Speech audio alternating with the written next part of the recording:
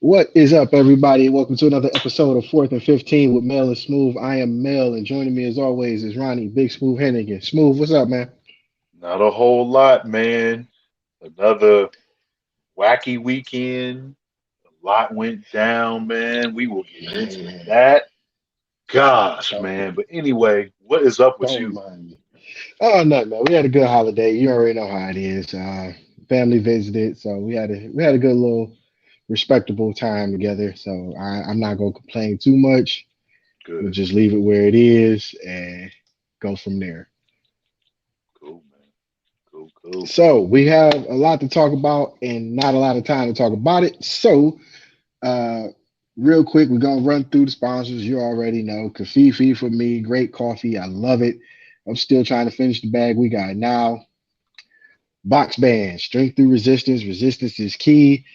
You're a fighter. You want to get some cardio up. You know what it is. And Uncle Rico's quarter mile challenge. I am not gonna stop doing this. I love it. If y'all don't like it, that's just too bad. Y'all need to grow a sense of humor.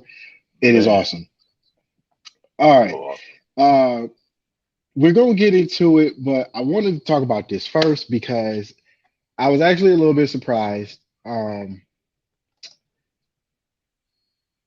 The Cavs. The Cavs are 10-10 after last night's win against Orlando. Man. I was not expecting this. I'm not gonna lie. I honestly had the Cavs at the bottom of the barrel, but they are 500. They're third in the division, which is Mm-hmm. surprising. And yes, they got hit with the injury bug like everybody else, but Garland comes back, busts 26 on the Magic last night, and they look like they are not there yet, but they Mm-hmm. look like they're gonna make a problem for somebody before playoff time hit. Oh yeah, I would agree with that. And I thought the same thing, to be honest. I was like, there's no way, and then they go get Ricky Rubio, and I'm like, bro, when you gotta go get Ricky Rubio, he ain't terrible, but that's saying a lot. You know what I'm saying? So I was like, okay, they're going to try to play a series of small ball, it looks like right now, which is working for them. And they're making every team they play work for it. So, like, when they had lost to, um, the Suns or whatever, that wasn't an easy game for them. It came down to the fourth quarter. Like, they made Booker have to score 35 points. You know what I'm Yeah, saying? Like they made yeah, Chris Paul have to work for it too. It wasn't like a rollover game. And it's been that way in the last 10 meetings they've had with various teams. So the thing is, like, no, we're not expecting them to win like a championship or anything like that this year. But the way they're playing now, I mean, if they keep this up and they build on it, even with Sexton out being for the year, they could do enough to probably get that last spot, yeah. which is pretty I cool to was think see. I was thinking the same thing, and even with that, they still got a chance to get into the play-in tournament. You know, Yep. Hmm. so Yeah, man. I 20 games in, I'm still. I know that December schedule has always been brutal, and I don't expect it to Hmm. change. But looking at it now, I'm giving them a shot, man. They gonna be a problem if they don't make it. They gonna mess around and drop somebody down to seventh, eighth seed, possibly a play-in, Hmm. because the small ball is working for them, It and is. that's something I was not expecting. You went out and got the giant from USC. I forget his name, but just looking at the body of work so far, you're right. Everybody's had to work for it. Everybody's been tired after the game. Like most times, like this time last year, you've been looking at the Cavs like, man, we ain't even got to work that hard. Right. And That's true. now everybody's working for it. Motherfuckers is tired after the game. So I'm gonna give them the benefit of the doubt. If they can either stay 500 or keep pace, if they can Right. keep pace, they got a good shot to make the playoffs. I And the just thing is, that's just what I see. right. And then with this division, it's just one It's of a those weak ones division. where, It's a yeah, weak it division. is. It's a weaker division. I mean, the only thing that stands in front of them is what Milwaukee and Chicago, right? Hmm. But other than that, I mean, they can keep pace with pretty much the rest of them. And, maybe squeak one in against Chicago or something like that. I mean, Milwaukee's Milwaukee right now, like they looking real good. But at the same time, I feel like it was one that nobody could predict this year. It's kind of like you saw a lot of people kind of exiting, and you're thinking, okay, you got these young guys that you drafted higher. That doesn't always pan out.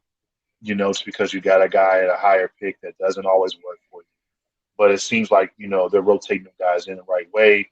They're getting experience. They're getting better.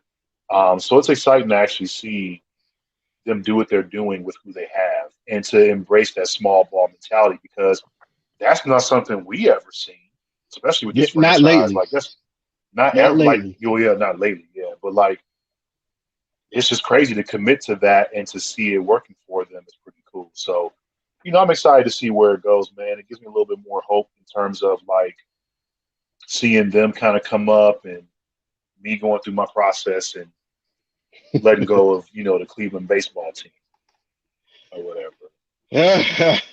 Speaking of So, baseball, we do have a little couple of news. Not even news, but like signings. mhm, Simeon and the Rangers have agreed to I think it was a 7 year, $175 million deal. Clearly, clearly, we in the wrong business, bro. Like I'm about to go pick up a bat and see what it do. right. Cause for 175 million, man, I beat up every pitcher you asked me to. Speaking of which, they did come across that agreement where owners said that what was it 90%, I believe, of the owners said they will actually put up the minor league players in housing now, starting next year. And That's that's pretty something that huge. should have been done. Like Yeah, let's not say that's huge. That's something that should have been done. Like you have an entire farm system from single A to triple A, and in some cases overseas. yeah, You got to do right by your players, man. If you don't have players, you don't have a team, you don't have a franchise. Nobody's paying to see Johnny so and so, you know, just for real, yeah, just walk up to the plate. Nobody. I love Tim Tebow, but Tim Tebow's bat, straight ball, he hit it very much. Curveball, his bat was afraid. hmm I don't know if anybody saw that commercial, but that shit was hilarious. But that's something that should have been done. Like I'm happy, but like I said, that's long overdue. Long overdue. yeah, man. Like So and it's funny because I know a guy who um, had like a small stint minor league pitching, and he was just telling me how it wasn't all that great unless you were about to be called up or you knew that you had like that deal, a major league deal. It didn't pan out for him at all, and it lasted like maybe a couple of years. But he was drafted. It was like the what do you call it? The amateur draft mhm. or whatever. A little bit different, like kind of like a supplemental type of situation where Yeah, they can kind of pull you out of high school, whatever. So he had that. But the thing is, man, like to have that housing would be a big help, because if you're on that side of you're not like someone that is in a major league situation and then you get called down. Like if it's you actually in the minors trying to work your way up to it, yeah, the pay is vastly different. So to have obviously. housing or whatever would be great. Yeah, it's kind of like the comparison that we see to NBA versus WNBA. You know what I'm saying? It's a really big gap, right? It's No literally fault. It's that no big. fault of the ladies, but It's yeah, not. It's not. So, but yeah, man, I think it's great. I mean, I know, like, I agree with you. It is something that's overdue. Totally agree with that. Something should have happened a while ago, that but shit should have happened back when baseball was invented. Like, how you gonna have a farm system and everybody got to fend for themselves? I never understood that. right. You have to take care of your players. Like, how you gonna? How can you say you have a good team or a good farm system if your farm system don't really like you right now? Mm-hmm. You gotta, Exactly you it. gotta, some gotta give. Exactly it, man. All right, on to other news. Bruh, I know this is not something we talk about every day, but the WWE been making a lot of cuts lately. A lot of cuts. Mm. So much so, my favorite group is almost done. The New Day, I believe. Xavier Woods is released or is about to get released, one of the two. Oh man. And yeah, it's just they've been releasing people left and right, like so much so it's getting scary, man. I'm wondering what's going on over there. I don't have any inside scoops yet, but to see that, the people that are hardworking and are, big name people in the company are getting released, it's kind of like, what the hell is going on over there? Oh yeah, this is horrible. I just pulled it up because I'm looking at like there's a there's a list on sportingnews.com and Really? they have They all these picked it. names That's about how you know. That's how you know it's big. Cause sport news don't never pick up wrestling like that. never. But the names I'm seeing, oh my gosh, I didn't even know about half of these, man. This Yeah, is crazy. Cause like, I've been talking to you randomly about like the little WWE champions thing I was playing and all of that. And it's funny I because hate that like the game, man. little I can't believe you suckered me into that, man. I'll fight you for that. man, it's so much easier to level up people now, you know what I mean? Than it used to be. Oh my gosh. But like when I saw Andrade was missing from my roster, man, I was like, wait, where is he at? You know what I mean? And Of then, all people, Andrade, you were worried about? Come on, hey, man. man, dude is a beast on the game.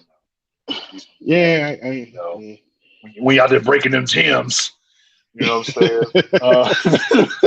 Now, if I was playing like WWE on like PS4, I would never use it. But on there, for the purpose of gym breaking, it works out.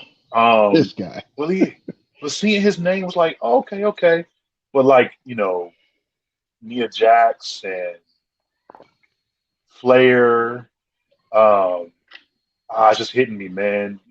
I was a big fan of what you call it too, Killian Dane. Thought he was weird. Hmm?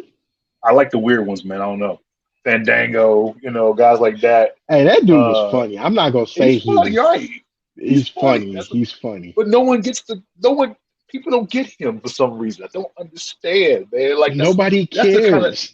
that's the entertaining stuff that you need, though. You know what I'm Nobody saying? cares, bro. Oh, Nobody cares. different era, man. It's like because as soon as you turn your head away from it, right? It's guys like that that come back or come into the group, and you're like, okay, yeah, I'm gonna start watching this again. You know what I'm saying? Like that's what draws you in. Like I remember my nephew, we took him to a WWE event at Nationwide like years ago, It's and always a good place to go. yeah, but so it was when Stardust was first starting out or becoming Oh my Stardust. God. But here's the thing: we had no idea that it would be the same night that Goldust came back. So we Oh were losing Jesus. it. We were freaking losing it. Me and my sister-in-law, man, we over there like, oh my God, it's Goldust. It's Goldust. We were tripping. I felt like a kid again because I Of did course not you did. expect that. You know what I'm saying? Like I was expecting to go there and see like, like Roman Reigns, John Cena, and some of these other people from NXT and I whoever else hate you want John to Cena. bring in that event, right? But when that happened, oh man, I lost my mind. I was just like, oh my God. It was great. It was great. I'll never forget that moment. But like it's stuff like that that's just it's a different level of entertainment, man. These people are so rememberable. You Yeah, gotta have that's that true. niche, that gimmick. You know what I'm saying? Like, so you just don't forget. You know what? I agree. I agree. But it's just of all people though, you would Stardust like that was the worst. They did that man so wrong. I would have left too off of that. Yeah, But yeah. I but mean, whatever. I think the reason why I gave him a chance was because he was, son of Dusty Rhodes. Man, I like this. That's what it was for me. I was a huge Dusty Rhodes fan, trying to follow the lineage, man. Yeah, Just yeah, that's we all it all was. was. I had to We give him all a was. shot. Give him a shot, just a shot, at least. But I feel you. All right. Yeah, that's it's just sad to see they letting good people go. So obviously something's going on, but we'll dig into that and figure out what the hell's going on. All right. In soccer news, the MLS playoffs, the field is set. It has been set actually. Uh, Real Salt Lake beating Sporting Kansas City. Uh, the Union and Nashville, I believe, are either still going on or they're just wrapping it up. Hmm. ESPN has not updated that yet, but I'm shocked to. I'm not shocked, but I'm shocked to see that the Crew did so poorly this year after winning the MLS Cup just a year prior. Hmm. So my thing is, what if you were the manager of the Crew? What would you feel like needs to be done in order to get back on top? Because they didn't have a bad team. No. Was it coaching? Was it player wise? Everybody's not gelling together. Was it because it was the luck of COVID? Like me personally, I'm not gonna gut the whole team, but we're gonna have an overhaul. We're Hmm. gonna have to Yeah. we have to sit down with some guys and talk how bad you want to be here. We just won, literally just won the cup a year ago. Hmm. So how bad do you really want to be here? Like that, if it's me, that meeting has to take place. But I'm fellow soccer fan. What would you feel like needs to be done? I think that's what you have to do. Have a mixture of it. So you want to do like you said, not the whole roster, but you may have to overhaul a little bit, and you may have to say, okay, who wants it more? You may be the starter, but you may not be if this keeps up. Like really have a come to Jesus moment, or whatever, and be like, this is what we need to see to turn things around. And I think they were like just not used to the success at all because it's just not something that the Crew has that often. And to be able to win the MLS, and then you got your stadium opened up, and That should have been a just recipe for success. you would think so, man. They're just smelling themselves a little bit and not being humble. You know what I'm saying? They got the best of them. They really did. Because I mean, this was a complete drop off from last year. I thought it would be a momentum builder. You know I what I'm I saying? was thinking I was thinking the same thing. I'm like, damn, they didn't got to where they was supposed to get, which was top of the Hmm. mountain. Right. Uh, they they were sitting there and sitting pretty. Like all they had to do was Hmm. come in and defend it. Yeah. Got a new stadium, so you don't have to move the team. You ain't got nothing to worry about. So what happened between winning the cup and the next season? What happened? That's exactly it. And it's one of the ones where everybody come together, and say, okay, do we need to switch something up personnel wise? Do we need to look at the coaching? Like, because right now it just doesn't make sense that they're not at least in the playoff run. Like, this is just crazy. Yeah, I mean, this is like y'all just. It's like you go from being on top to just not even being relevant right now. Like, that's crazy. Just one season. It's pretty rough. yeah. And in other soccer news, the Crunch come back. They had a friendly today against Utica FC up in New York. I could not get in touch with anybody at the time, but it's a friendly, so they're basically just gearing up for the season. Um, did have a chance to speak with the ownership and head coach Luke Kostelic at the open trial a couple weeks back. They're ready. They're gearing up. Yes, some pieces are leaving. Some pieces are, being put back in place, but they're ready to defend it. And we will post the schedule again for those that are soccer fans and want to see the Crunch back in action. They are back at the Soccerplex. Capacity for the Soccerplex has been increased. So season passes have been already up for sale or yeah, up for buying tickets and such like that. So if you want to get over there to clevelandcrunch.com or follow them on Facebook. and Twitter because those tickets will be going fast now that the Crunch have won MASL2 Cup. They're looking to Mm, do it again. The schedule is a little tougher than it was last year. Not saying last year's schedule wasn't tough, but 2 games with Chicago.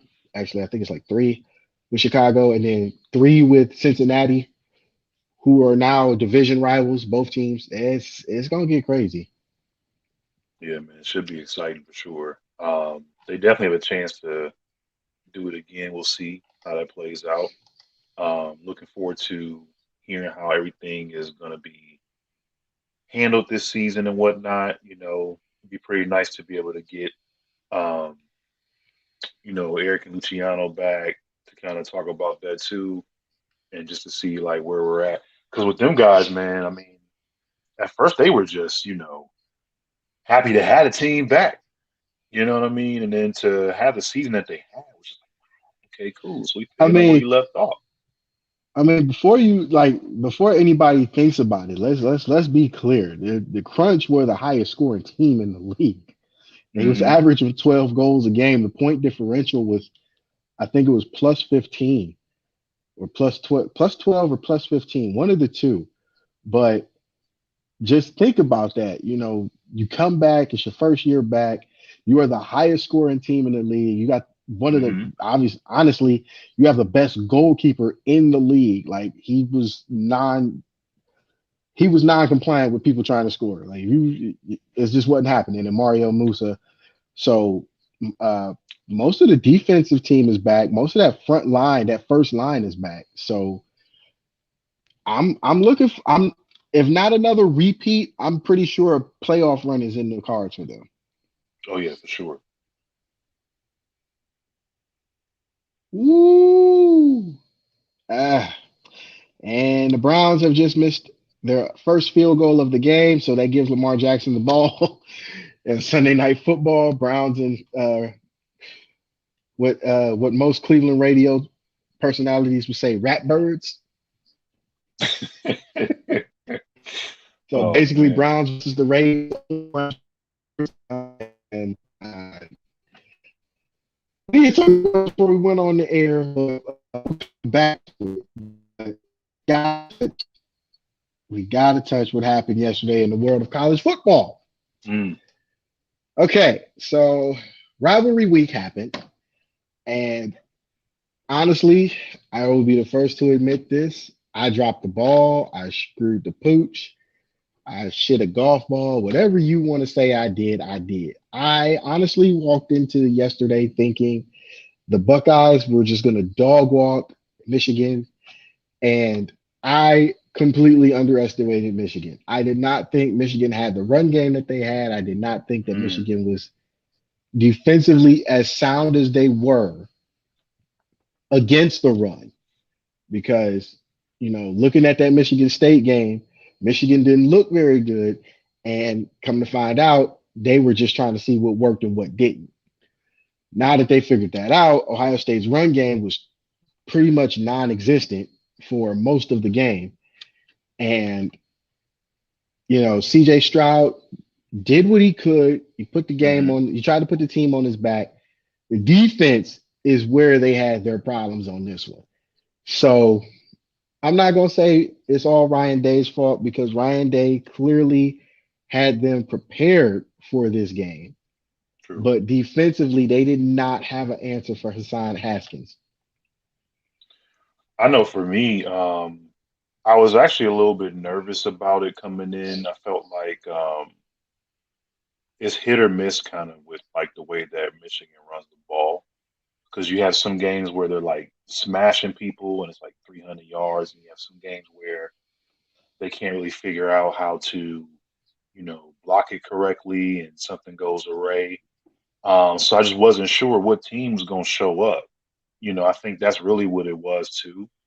And in addition to that, they've been playing a lot better defensively the last few games. I just wasn't sure, like you said, that they'd be able to stop the run like that either. And it was just a big adjustment for them. I know going forward, it's just weird because they'll be playing Iowa or whatever. in the Yeah, championship that you game ain't for the you ain't we ain't conference. seen that matchup. We ain't seen that matchup since division play started. Not in that scenario, Yeah, anyway.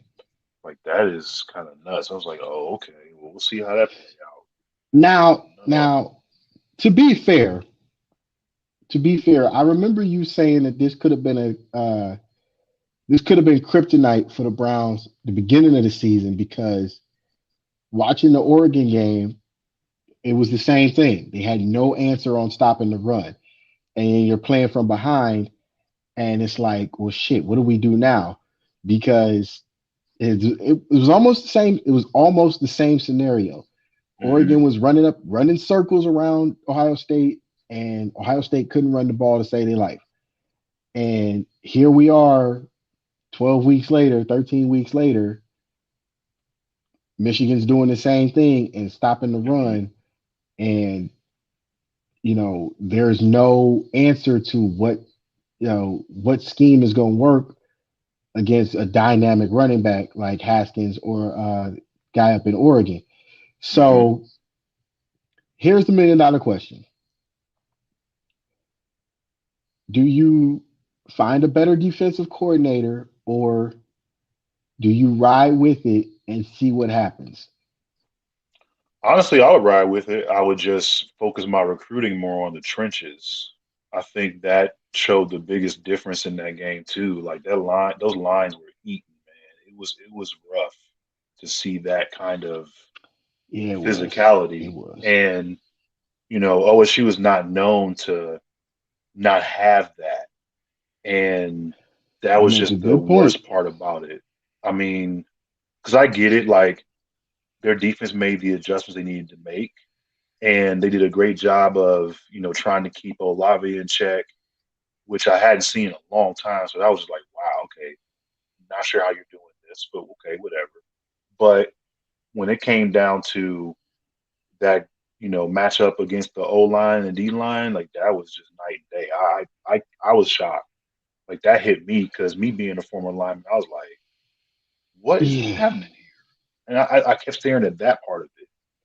A lot of And folks you were looking hadn't at the big play or looking at some other positions. I'm like, this is where it's being beaten down at is in this part of the game. and you So hadn't seen that in 10 years, mind you. no. Had Mm-mm. not seen Michigan look like that in the trenches in Yeah. 10 years. So you're right. I I'm torn on this one because you had a cold defensive coordinator situation and it was working.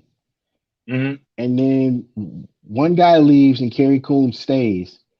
But it was clear Coombs's philosophy different was very different than that of his cohort. So if we're gonna focus on defense next year, you still got Stroud, you still have Smith and Jagba, and I believe Wilson staying hmm if he's not a senior. The running game is still intact. So Yeah. are you focused on both sides of the line, offensive and defensive, or are you just focused on defensive? Both. Need both. Because I think that what we've seen is as good as Ohio State's offense became as the season went on and how much better they got and how much more confident Stroud became as well. That was cool to see. You know, I think that they have a better, um, I think they have a better, or should I say, more of a leg up on the offensive side when it comes to the line. Defensively, though, they gotta work on that front seven. That front seven needs some help in the worst way.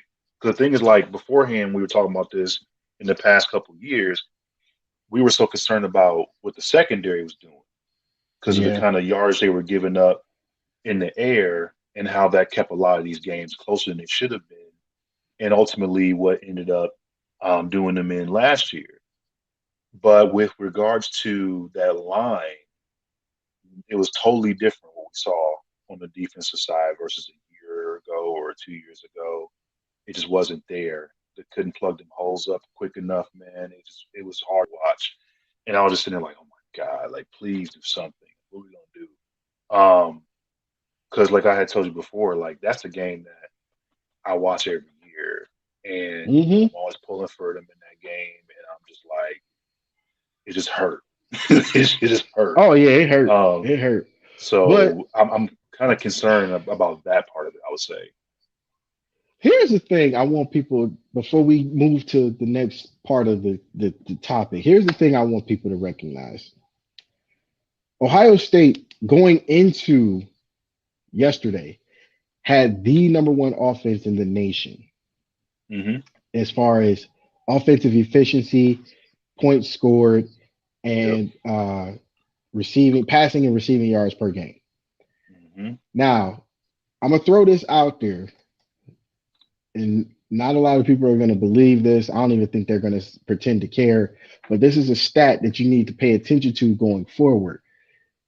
How many in 130 plus years of Ohio State football? How many 1,000 yard receivers do they have?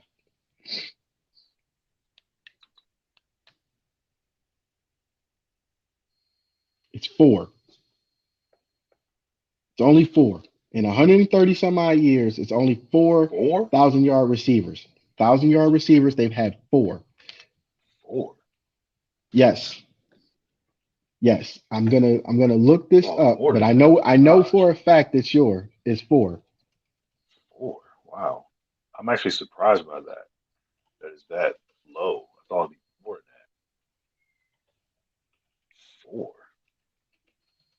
Ooh, okay. Um, dang. Now I'm really thinking like, I was know. was Devin Smith one of them? I don't believe he was. I'm looking it up now. Because that boy was Uh, cooking, man. it will be. This is the right one. I don't think this is the right one. So let me go back. I know David Boston is one of them. Okay, that makes sense. Uh, yeah, David Boston's one. I know. Um, I think it's Jenkins. If I gotta find the list. Because this says, let's see.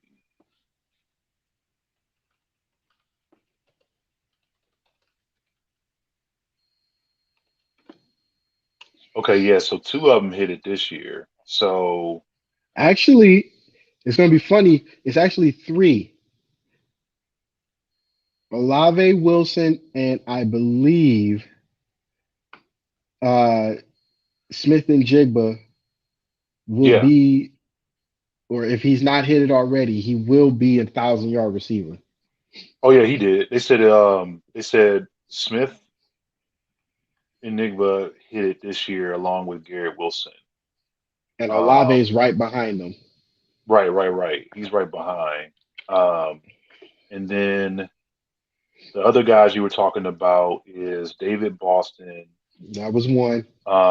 Terry Glenn, I thought I was trying to figure out if it was him or not. Chris Carter, He hit 1,000 yards at um, Ohio State back then. Wow. back in '86, yeah. Michael Jenkins There you go. So Jenkins was one. Now think about that. and Going Paris forward, Campbell really? back in 2018. He had the You don't say. 1,063. Okay, Yeah, recent. I'll take that. Yeah, I'll take that. But I'm surprised here's my Devin didn't point get to that. this. Hmm. Here's my point to this. You got 3,000 yard receivers on the same offense. Two of them are staying for sure. Hmm. You think if you think Ryan Day doesn't know how to recruit an offense, is something wrong with you. So yesterday, the offense was not the problem. It was defense. You knew this was you knew going into it, it was rainy, it was snowy, it was basically an ugly game, and it was meant for Michigan. It was meant for them. Now, you think next year that Ohio State's gonna have that same problem? I doubt it. I highly Uh, doubt it. So for those who are mad that especially at Ohio home. State lost it, yeah. So for those who are mad that Ohio State lost yesterday, just think about that. They got 3,000-yard receivers. Two are coming back. The whole running back committee is coming back as well. And your top quarterback is coming back next year. Hmm. Calm down. Do not be calling for Ryan Day's head because here's the bottom line. This is the first Michigan win in 10 years. Yeah. Number one. The first win in 10 years. That's number one. Number two, a blind squirrel finds a nut every once in a while. Meaning, Michigan has finally had a team to actually compete with Ohio State. In the 4, 5, 6 years Harbaugh's been here, this is the Hmm. first team that he's had that he built that was actually able to compete with Ohio State. He was 0-4 for a reason. Yes, Ryan Day got a couple wins based on Urban Meyer's team. Them last couple wins was his team. Them On guys top of gone. that, yeah, and them guys are gone. So them last couple of wins that Ryan Day got, those were his guys. So they got this experience under their belt. Number three, this was Michigan's time. I know it sounds crazy. It's coming from an Ohio State fan. It almost killed me to fucking say that. But look at the reality. It's the Big Ten. It's either Ohio State or Michigan. Name somebody else that's won the Big Ten since they went to divisional play back in what, 2011, 2012, something like that, or Hmm. whenever the expansion was. Who was it? It was Ohio State. Who's been winning the Big Ten majority of the last 15 years? Ohio State.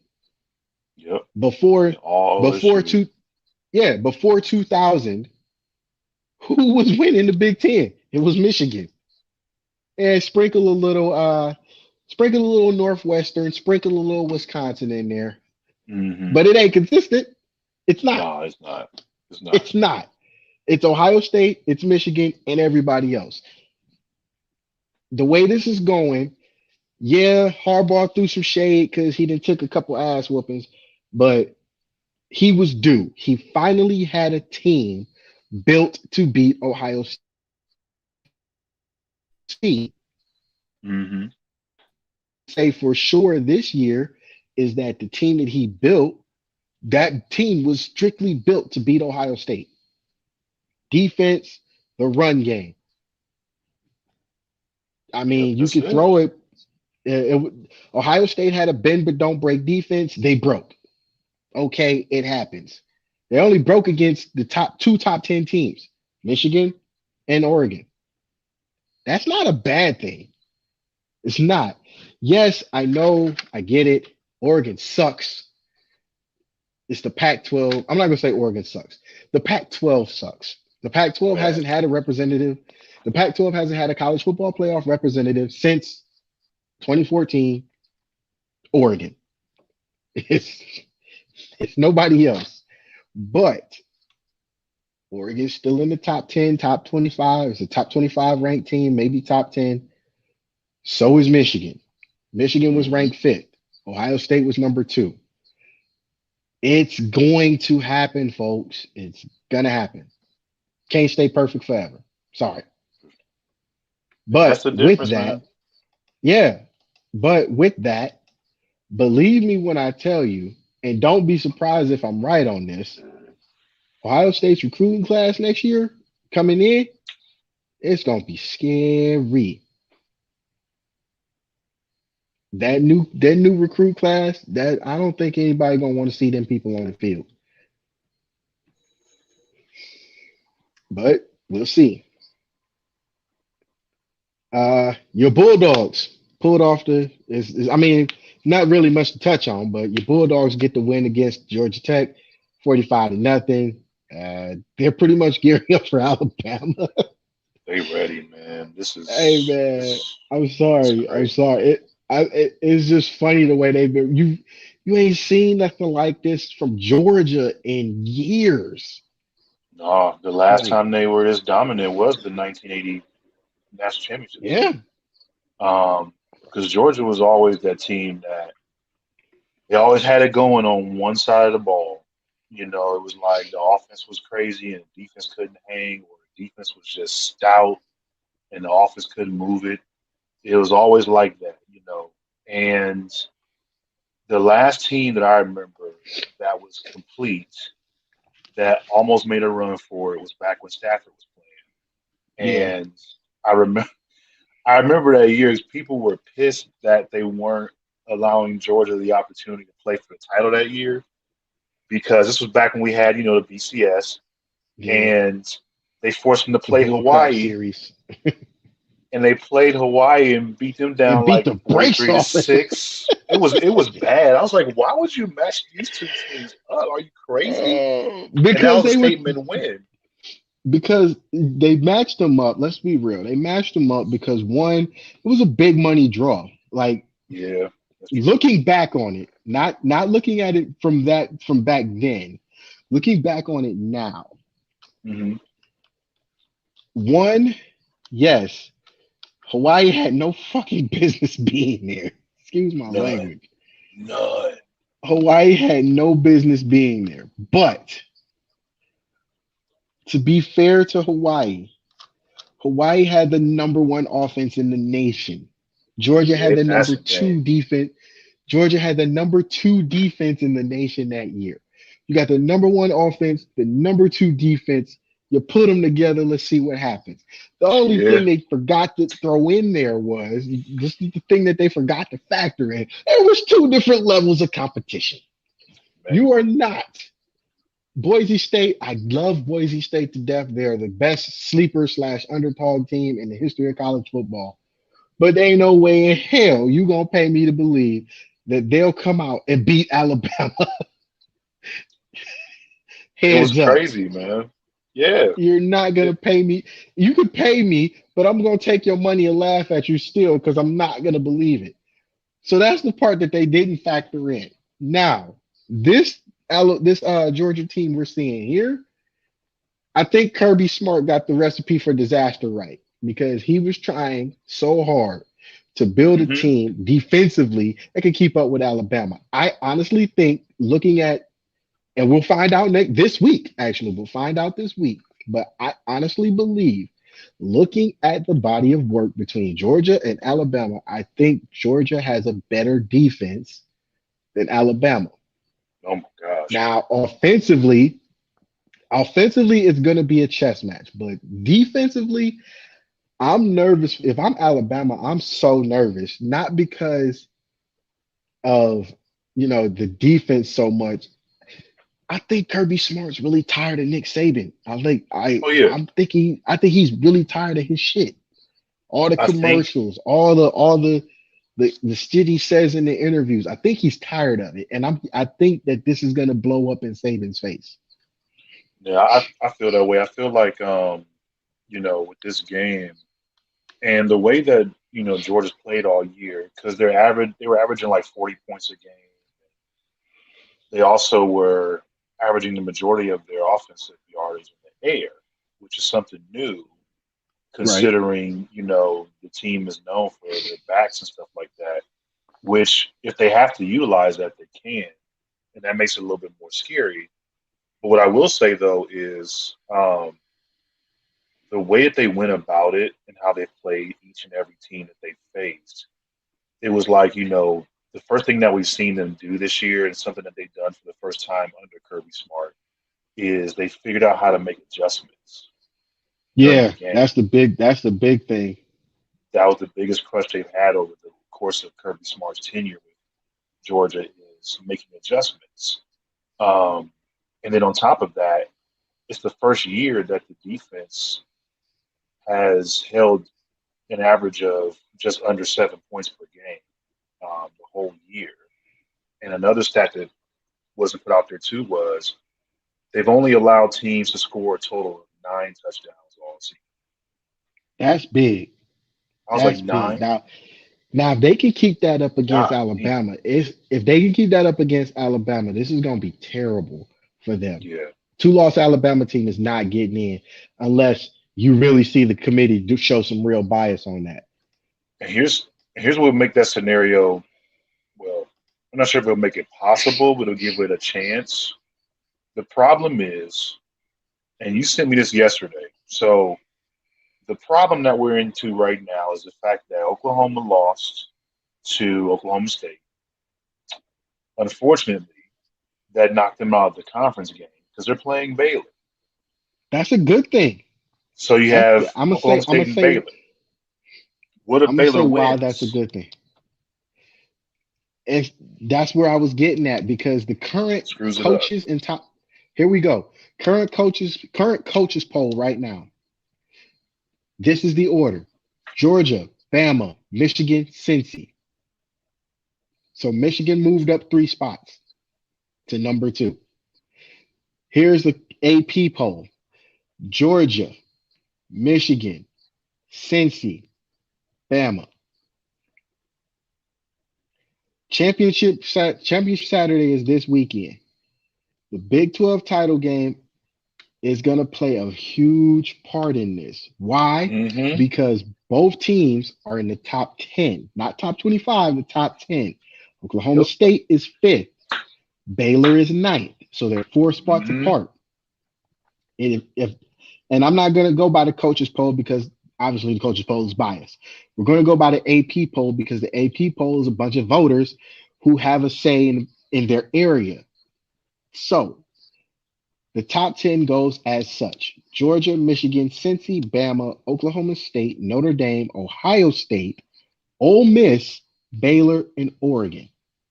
Mm-hmm. Now, mind you, keep in mind we said Championship Saturday is this weekend. So here's the matchup for Championship Saturday going into this weekend. As soon as my ESPN loads up.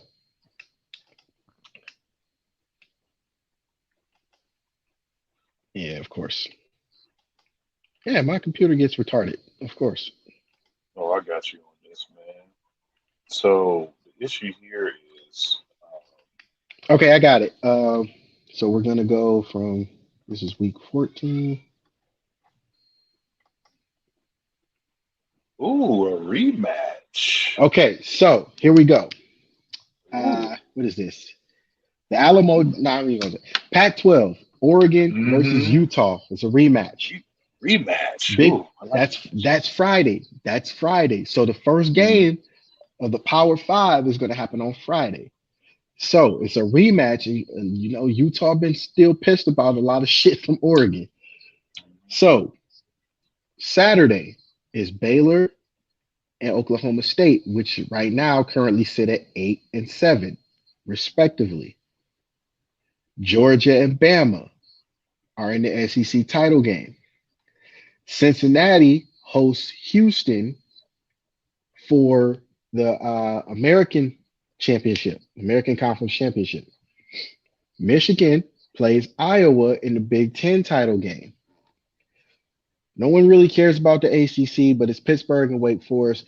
It is nice to see 2 different teams not named Clemson in there. So, Yes, man. Thank you. Goodness gracious. Like and just for shits and giggles, USC is playing Cal. I don't know why, but whatever. this. Here's my, and it's something that we talked about last year, right? Because with the COVID season, you know, Notre Dame hops on the ACC train, right?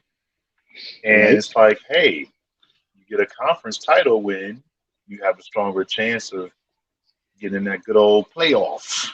You know, now they're back up here this season with the one loss to Cincy, and they don't have a conference.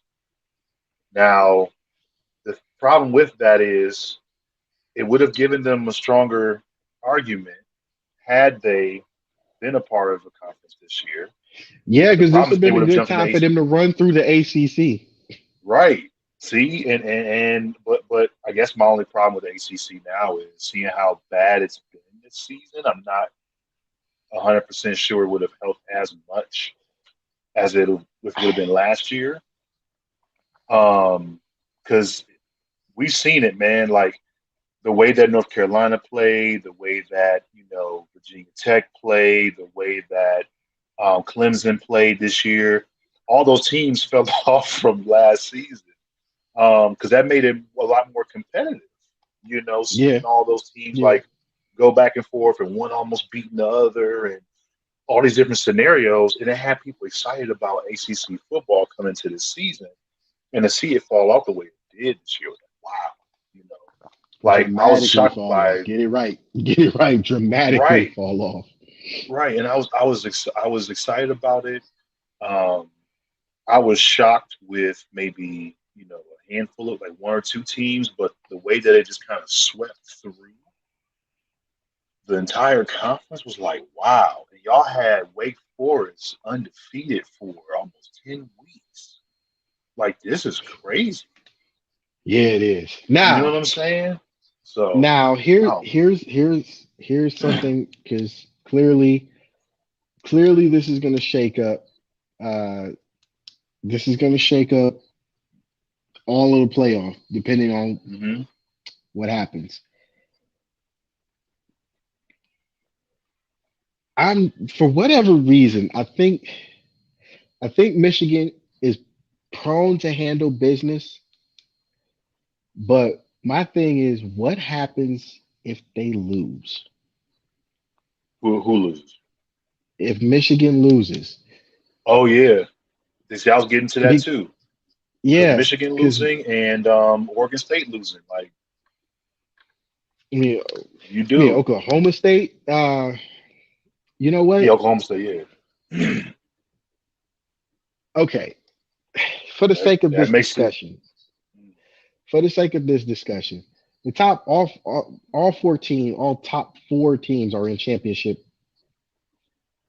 games this week. Mhm. If Michigan does lose, this is gonna call it what you want. This is gonna nullify that game against Ohio State. Reason being, Iowa has had to struggle at times. Yes, they're 10-2, just like Ohio State, but Ohio State has a harder schedule in conference play than Iowa does. Oh, for Wisconsin hasn't sure. been powerful. Wisconsin hasn't been powerful in at least 5 years. Minnesota is sketchy at best.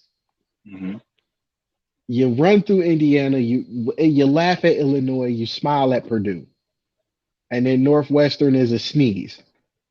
So my fear with that game is the lights get too bright for Iowa because they haven't been there before, and what happens when the lights get too bright.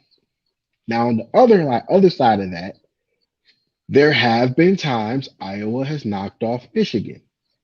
It hasn't hmm been recent, but there have been times it happened. Yes, people, it's happened before, mainly before division play started. So the I'm tossing it up. I'm not going to make a judgment on it. I'm not going to give a pick about it. But the question is going to be going into that game, what happens if Michigan lose? Because that could give Notre Dame and Ohio State all the momentum they need because Georgia has to play Bama. One of them got to lose. I'm betting it's going to be Bama, but bright lights have hit Bama. Bright lights have hit Georgia too, so we will see. That one's up in the air as well. Cincy, I don't think is going to lose. Cincy on a mission. Cincy's on a mission, and they're at home. It is very hard to beat Cincinnati at Nippert Stadium. For those that don't know, period, it's hard to beat Cincinnati in Cincinnati.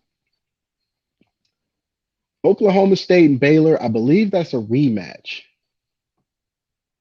If it's not a rematch, that's going to be a hell of a game. hmm That's going to be a last possession game. So the are top five are all in danger.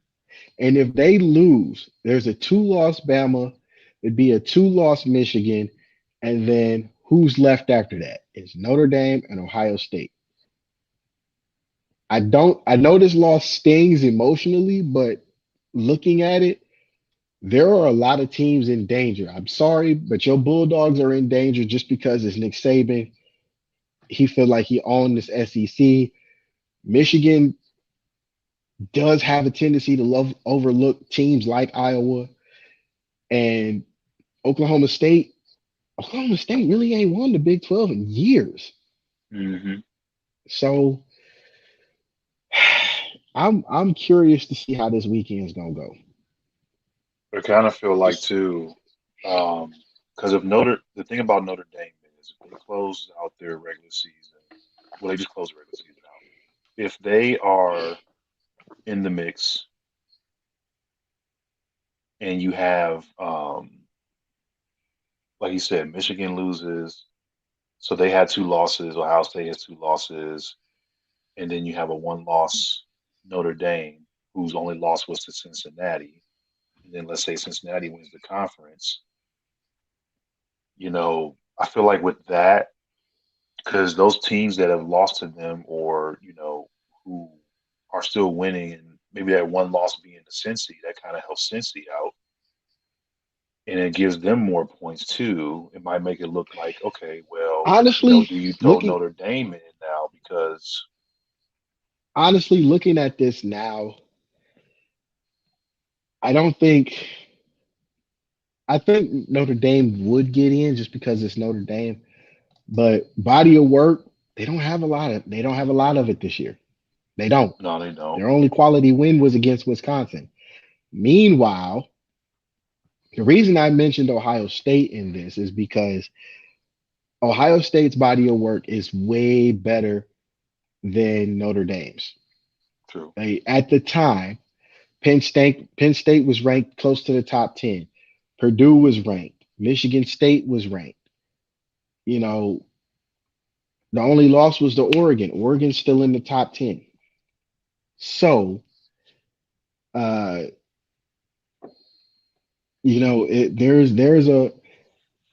there's a quality win factor that I think is there, and at the time, Ohio State had it. They still have it because Hmm. you got to look at these things. I don't know if the committee is really looking at that part, but uh, for me, the only other conference foe that has a decent body of work over, uh, actually, Michigan doesn't even have the body of work. Mm-mm.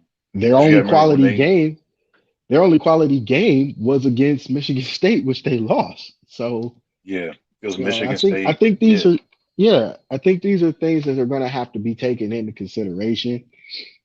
But again, who knows?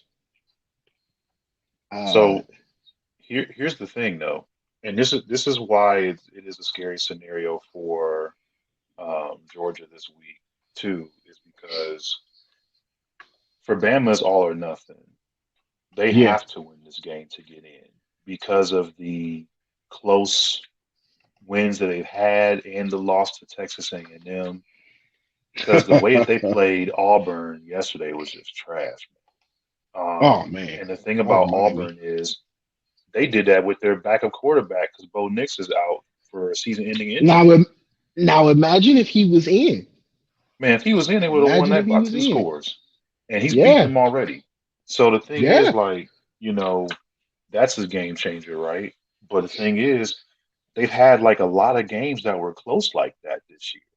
A lot of them were like that. They let Florida put up a whole bunch of points on them, 2 years in a row now. right. Stuff like that's been happening. Then they should have lost to Arkansas. Like their games every week for the last month have been suspect. Every Very, single week for the last month, and they've very been giving up an average of over of 30 25 points a points. game. Like this is not the same team, right? So the thing is, in this scenario, the problem I feel like is if Bama pulls it off, they would solidify their spot, but then it's going to create that argument of what we saw a few years back when Bama was allowed back in Hmm. after Georgia had beat Auburn for the SEC title. I feel like it creates that same argument now, only because of how dominant Georgia was all season, regardless of who they played. But do you Where really if they want to see lose a the SEC, Do you really want to see a Bama Georgia 3? You said three? What Bama Georgia 2, my bad. They don't forget division play. They don't even cross divisions every like once every 2 years. Well, yeah, that's true. That's true. But That's true. actually, it would be a three because they played in the national championship a couple years back, if I'm not mistaken. Yeah, they were in there. So do And you in then that the scenario, SEC since title you brought game a that up, couple years ago. yeah. So do you really want to see a Bama Georgia 4 in that case? Because you got to see three this weekend. You really want to see four? I mean, I feel like with the options you got left, you almost have to. But it can't be. I say make the playoff interesting. If Michigan lose, if Bama loses, those are two empty spots right there. The next two teams Hmm. that are behind them should move up, being Ohio State and Notre Dame. Let's see that play out. You Yeah. got Cincy. Cincy has made their case. If you snub Cincy, I Oh, that would be promise terrible. you. No, I ain't no terrible. If you snub Cincy, I promise you this is what's going to happen. There is a strong possibility, and I'm not saying I got this from any source. This is my own theory. If you snub Cincy, I guarantee there is going to be some thought in Cincinnati's front office or board of directors, whatever the case, whoever they meet with. There's going to be a Hmm. thought in their head about should we make the move to the Big 12, knowing what just happened to Oklahoma and Lincoln Riley, as you told me, Lincoln Riley's taking the job over at USC. Hmm.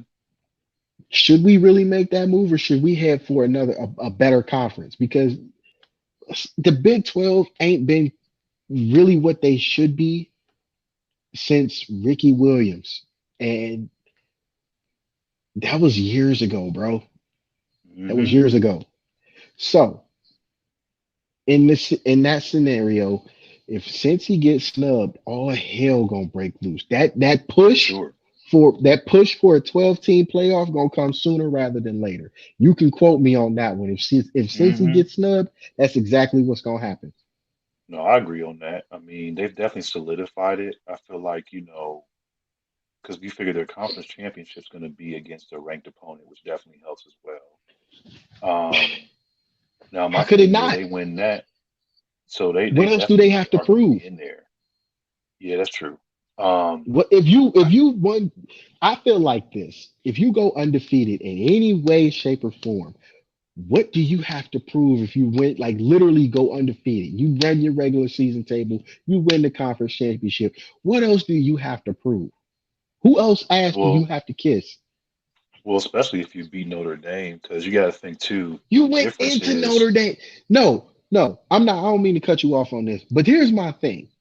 You went into Notre Dame. You didn't play them at a neutral site. You went to Notre Dame and you beat Notre Dame in front of true touchdown Jesus. What else do you have to prove? from that perspective, nothing. Because you figure the only other team that, well, it ain't really relevant to talk about what's the name? Because when UCF went undefeated that year, they didn't beat anyone that I'm about to say was UCF didn't play anybody, they didn't play anybody and all that crap they were talking because they went undefeated. It's like, well, I mean, y'all schedule is trash though. Like, I but mean, you're Cincy's not going to get schedule higher ain't than trash. 12. Cincy's You know what I'm schedule was saying? not trash this year, especially with the win against Notre Dame. That was their first win against Notre Dame, probably Yeah, for sure, ever. man. And you went to. I keep expressing this because I want people to understand how hard it is to beat Notre Dame at home. Think about this. Remember the game of the century between Ohio Hmm. State and Notre Dame back in 1930 something? Ohio State lost that game. They came back in the mid 90s between in 95 and 96 and had a home and home with Notre Dame. They came to Notre Dame came to Ohio State first and they won. It was such a big deal the next year that uh, NBC was talking about it for the whole week leading up to that game, meaning Hmm. Notre Dame. lost to Ohio State, but they hadn't lost to Ohio State at home since 1936. So obviously, that shows you, and they hadn't played for 60 years at Notre Dame again up until Right. 1995 or 96. So that shows you how big and how difficult it is to go into South Bend, Indiana to play at Notre Dame Stadium and beat them. And this was a bowl subdivision mid-major team, a group of five team. They weren't expected to win. And they beat Notre Dame soundly, offensively, defensively, and special teams whooped Notre Dame's ass. There is nothing else to prove. I don't care if Notre Dame says, well, we get them in a rematch, we beat them. Okay. You didn't win this year, though. Yeah, and that's the scenario, man. You know, I mean, I'm looking forward to how all this plays out. I just feel like it'll be just an interesting Saturday. You know what I mean? Like however it goes. But yeah, it's like if all the teams win that you expect to win, it should be an Mm-hmm. exciting football Should playoff. be, yeah, If there's an upset there, then you know it's things going will to be definitely be interesting. shaken up. Oh, yeah. So it'll be cool to see, man. I'm excited about it. I do I am like too. We definitely going to see. Last update before we close it out. Baltimore is up on a Justin Tucker field goal, 3-0 in the second quarter just started with 12:34 left. So, still time, still close game. Uh, I'm hoping for the Browns to pull it out, considering my Steelers got their ass whooped by fucking Cincinnati, man. I couldn't believe this is it. from what I'm This is seeing, not. man. This is a really ugly game. Um, because there. Well, here's the thing. What's impressive so far is that the defense is keeping Lamar Jackson in check, which is cool But to the see. offense ain't doing shit. But the offense ain't doing nothing. It's just like, damn. Because the thing is, right now, your leading rusher is Kareem Hunt, but they still can't get the ball going on the ground, which is slowing them down a lot. They're basically forcing Baker Mayfield to beat them, is what I they're mean, doing. technically, it should have been a 3-3 game, but the kicker missed the field goal. So, Right. That's true. uh, Now he's getting the ball to Jarvis is getting his action. He's been targeted 3 times. He's caught three for 46 yards. So that's cool to see. Um, you're without Schwartz tonight. You don't have him. uh, Um, so it's there's a little killing less me, speed man. out there. Yeah. Peoples But Jones coming back off injury. you honestly don't necessarily need speed. All you need is the receivers to run the route and catch the ball. I mean, against Baltimore, I would honestly, this is maybe just my personal opinion, but I would rather have Mhm. possession receivers out there than I would speed because they can match the speed, but they can't. The backup corners can't. They can't overpower anybody. No, that's So true. I would rather, I would rather have Keyshawn Johnson out there than I Oh yeah. would Mitchell Schwartz. I mean, you gotta exploit the press right now because it's not there. And then Yeah, also, you've seen how the actual defensive ends are actually containing right now as well. Like Miles Garrett is not over pursuing Lamar Jackson, which is cool because that was always a thorn in my side when these teams would play. It was like he was always running past this dude. I'm like, oh my gosh, man, please stop doing that. Because as soon as he gets that opening, man, he's crazy in the open field. We already know this, right? Um, and the thing is, as far as the backs, we know that Baltimore is going to have a little bit of issue because of the running back situation. And right now they've got Latavius Murray and Devontae Freeman. that Behind ain't a that lot to line, talk about. it's not a lot, right? So it's like the perfect scenario right now. You're in Baltimore, They got to push it you out, man. know, They got to pull it you out got to in the figure this division out, race. In the division race, they got to pull this out. right? And then here's an update I saw that I didn't like. So they just brought Conklin off of IR, and now he's out with a knee injury Oh for the rest of Jesus! the game. So you already lost him in the first half. And they're wearing the 1946 throwbacks, so I don't think this was a good Hmm. idea to wear those tonight. No, I don't either. should have And you should have figure went to with the orange Calais pants, Campbell man. out, Should man, have went to the orange pants. Should have went to the the orange orange pants. pants, man, it's different. You know, Yeah, it having is. Campbell out should have helped, but when you're Yeah, down one more tackle, I mean, it's pretty yeah, even now. we'll see how it plays out. Yeah.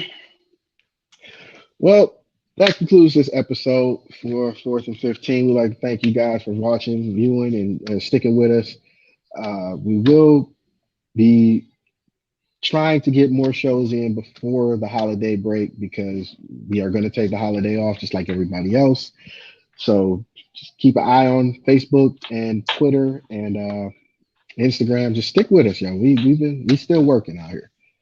Um, Absolutely. I did talk. I wanted to bring this up to you because I thought this was a good idea, but I'm gonna do it after the show.